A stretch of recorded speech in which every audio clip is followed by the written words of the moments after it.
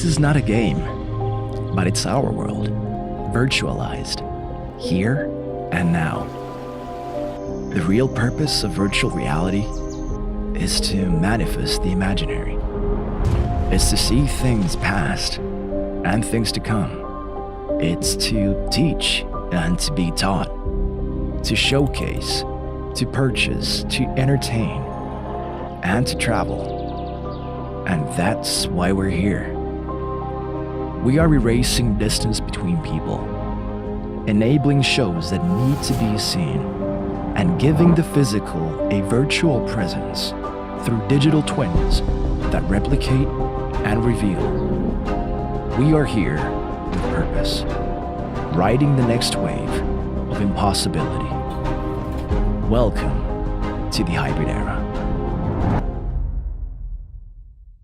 Hey, and welcome to listen about Nightwish and how we made the night in a virtual world happen. That was a little bit about Zoan, the company I come from, and what we do. If you don't know, we are a virtual studio based in Helsinki, working globally, and we've been in the business for 11 years now. But this presentation is not about Zoan as a company. This is about the project Nightwish. And let's see. Oh, yes. So the concert happened last May. We had 2 concerts on one weekend.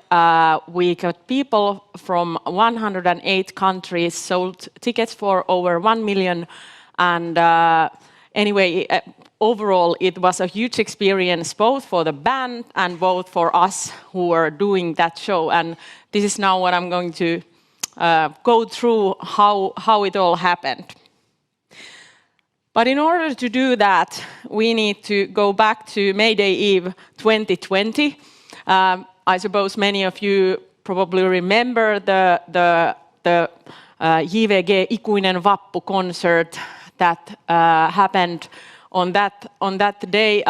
It was in the middle of the worst, first wave of the pandemic.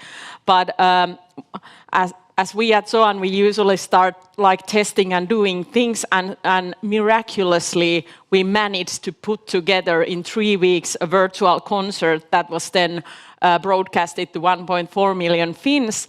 And that was a new experience for the people who work with bands and music management. But those people who were involved in that project were quite amazed by it. And we worked together with Full Steam Agency, and their project manager, Liina Rislakki, has been working with Nightwish for many, many years. And already at the backstage of JVG, we started talking that, well, Nightwish, that would be something. Because, of course, if you know the band, they are playing symphonic metal music, they have a huge global fan base, and they are very visual. So, of course, that's like a dream come true scenario for a company that makes virtual world. And, well, that was a discussion back then, but then during the summer, we started talking a little bit more about that. Liina started talking with the management team of Nightwish, Toni Peijo and Evo Pohjola. And it actually turned out that they had been even preparing a virtual concert before. But what had happened was that the price tag was quite big, and then they decided to put things on hold for a while. Well, but based on this JVG success, we started talking again, and they started to warm up. We were also showing after JVG, we had worked with Alma. Then during the last autumn, we had a chance to work with a couple of global artists, Rita Ora, Martin Garrix. Then during the spring, we also worked with Teflon Brothers, Apulanta, and some other Finnish stars. So basically, JVG was a great thing, but we had learned a lot by working with these artists. So it was no longer just like JVG and then we would do Nightwish. But basically we knew what we could do and what it would cost. And in the end, this was somewhere around October, November last year. We decided that, all right, let's do it.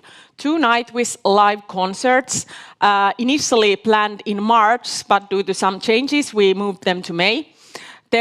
We decided that we're going to split the work, split the risk, split the potential money we're going to get out of it together so that there will be the Nightwish band, the Full Steam agency.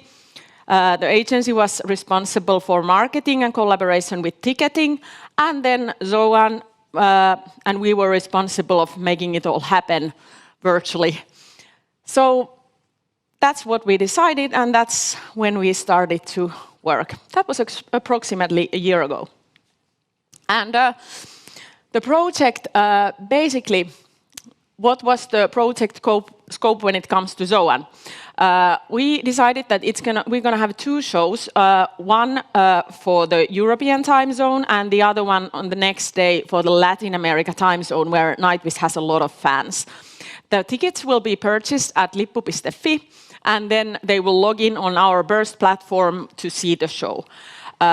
The performance will also include some exclusive elements, and then there will be some sort of interaction like avatars or something like that. And then what we would do is basically create the 3D environment, the virtual production, and then the web setup to be able to see this. Okay. And then let's go to work. So first about this 3D environment. How many of you have been to Nightwish shows, like real Nightwish shows? Okay, yeah. So you know they are quite spectacular. So of course, when it comes to virtual concert, it needs to be spectacular as well. So what those guys started watching was like a lot of Nightwish shows from DVDs and checking out how it looks like and what's the general feeling.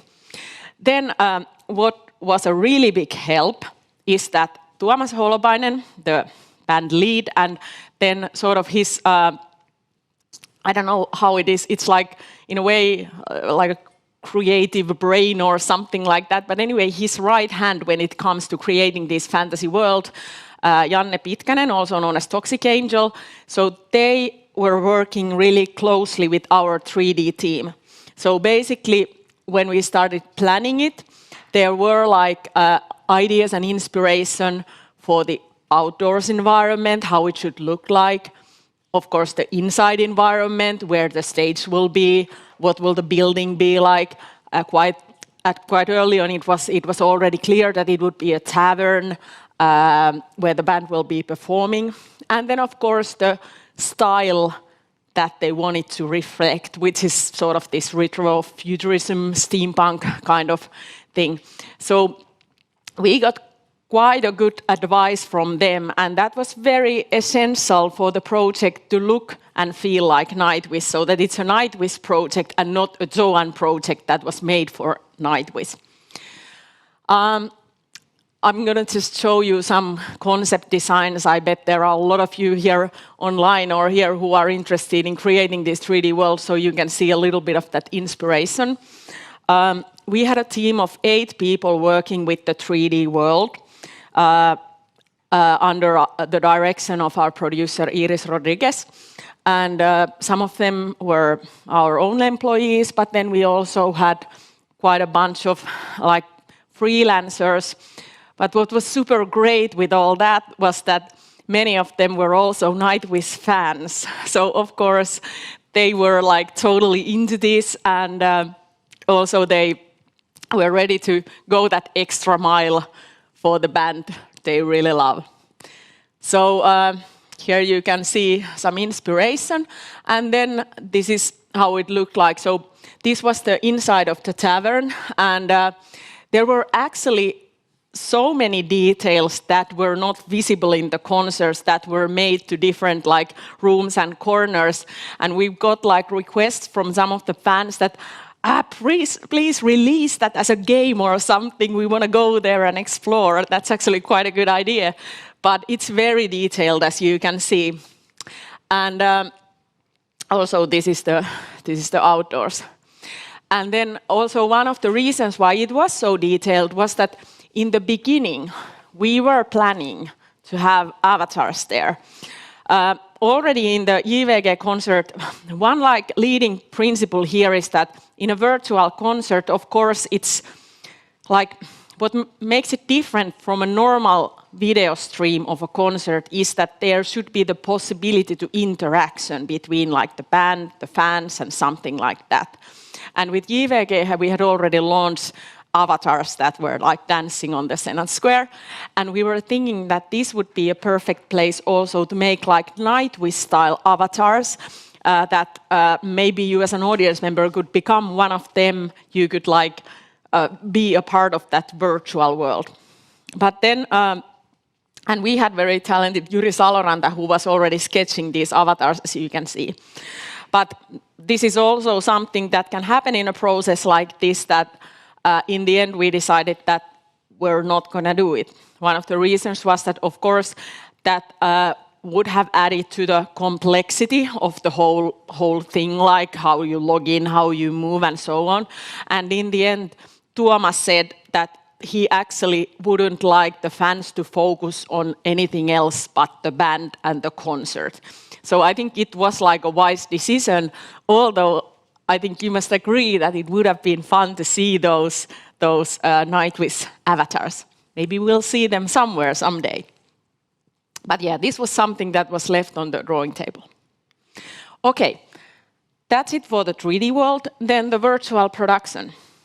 So, how it works, like if you are not familiar, so basically what we do is that there's a band performing in front of a green screen, cameras are filming, then we take the film, extract the band from the background, put it all together with the virtual world that we have developed, and then we push it out as a live stream to a website where people can see it. And then we add the interactive layer. And as the avatars were rejected, now we decided that, well, what we're going to do is to have a chat, because we want fans to be able to connect with each other and, you know, talk and so on. So that was the very general structure of this. And for those who are interested, many times, like when it comes to virtual event production, so the quality comes from the choice of camera angles that you can have, like wide angle and close-ups and cameras moving. So this means that you need to have a lot of cameras. We used static cameras, handheld cameras, and then one crane. And also you need trackers. I can reveal that in JVG and in some earlier concepts, we've been using these very familiar HTC Vive trackers. Definitely not made for this purpose, but it was like a, you know, like a bubblegum solution, and thank God it worked when it needed. But for this one, so we had like a real Stipes that we worked with. So that was, of course, you know, there comes improvement with every concert. So this was by all means a professional setup, and this is how it looked like. So basically, the green screen cameras, band members, and then the trackers. And then a very simplified technical setup is that the cameras are filming, then there's the mixer, Unreal Engine, that is like taking care of the virtual environment. Then there are different kind of streams, and then the director is deciding, like in a TV broadcast, which stream they will be put out. They will put out on the website, and then people will see that. So that's it. And we did all this at Valova Studios in Vantaa. We had great partners, LiveTech, taking care of the streaming part, and then also Strivecast, who was our streaming partner. And then the third part was the web. So there's a website called burst.fi. Luckily, we didn't get involved in the ticket sales. That was done by ticket sales professionals at lippu.fi. But what we did was that we had this website where they needed to validate the tickets. And that was something we built ourselves. So basically, people would come with their ticket codes, enter that, click watch, and then they could go to those streams, either the VIP stream where they could see the bass player interview, or then the actual, like the concert stream. And that worked quite smoothly. And then when you started watching it, so you could see that there would be this chat where you can talk. And like, if as a Finnish person you ever go to a virtual event and there's the possibility of chat, you know what happens. Nobody says anything. Well, this wasn't like it. Oh my God, everyone went crazy. They were just like speculating about the set lists, about what floor is going to wear, everything possible already when the chat opened. That was so crazy.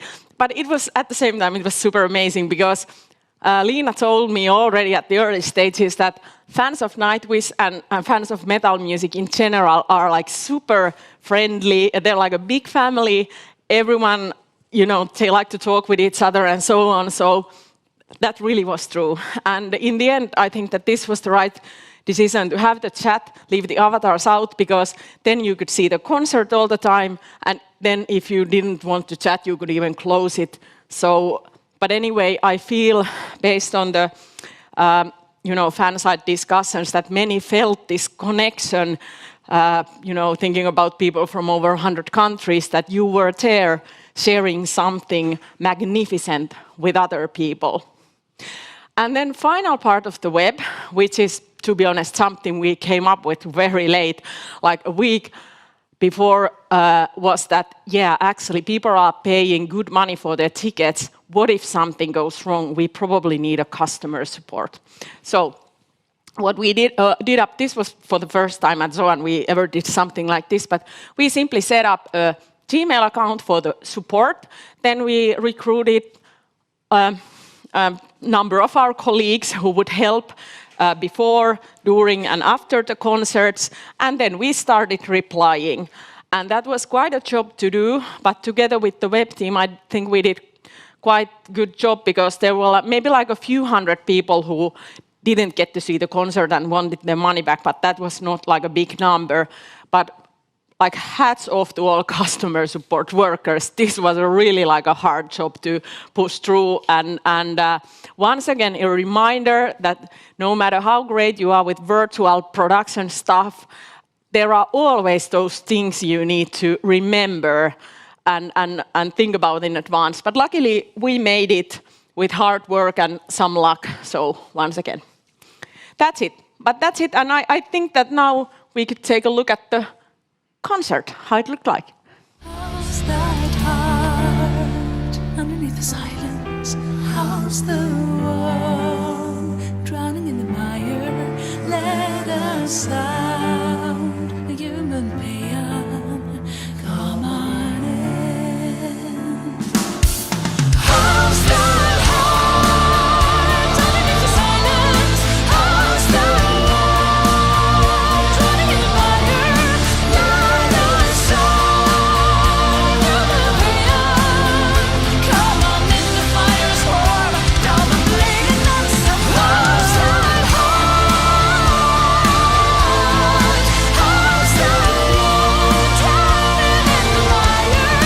Let a sound, human paean, come on in. The fire's warm, now the blade and some. How's the heart underneath the silence?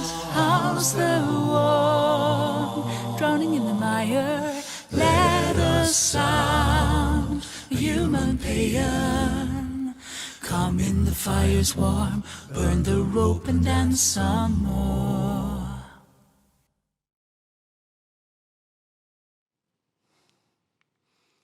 Yeah, that was basically it. It just makes me so happy one more time, because, you know, in everyone's life there are these projects that are like very significant, that make you happy, and this, every time I see that, it makes me really happy.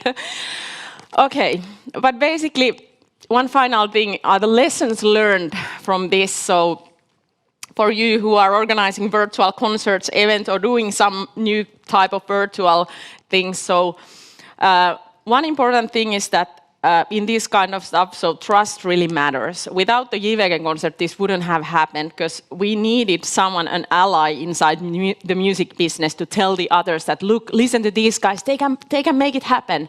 So that was very important, and we are very, very thankful for the Full Steam people and Leena about this. Then referring, for instance, to the avatars, what's important to remember is that the artist is still always on the driver's seat. So no matter how great stuff you create, if the artist doesn't like it, it's not gonna happen. And the bigger the artist, the more management layers and opinions there are. I mean, what we have done in Finland, it's still relatively small and very straightforward.